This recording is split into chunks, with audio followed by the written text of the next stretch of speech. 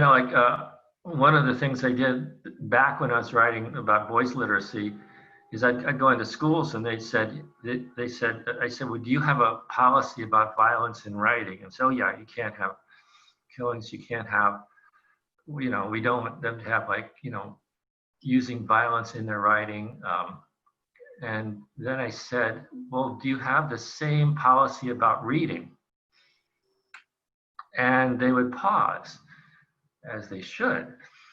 And they'd say, well, no. Mm-hmm. Of course not. You couldn't, if you said, we don't want violence in reading, everything would be gone. There, to have a plot, you have to have some kind of threat, some kind of danger, some kind of a situation where people could get hurt, might get hurt, do get hurt. Right. The Bible, the Iliad, the Odyssey. I mean, take any classic, Romeo and Juliet.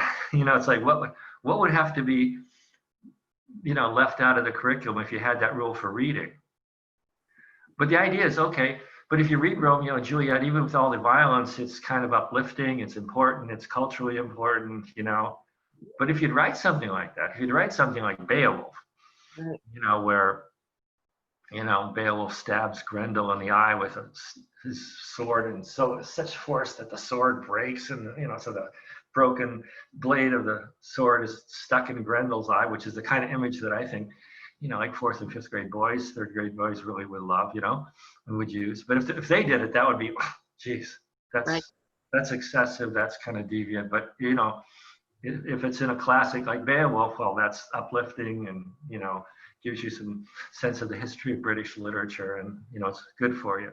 So one of the things that the kind of theme that's really ran through the book on boys and this one is just the double standard that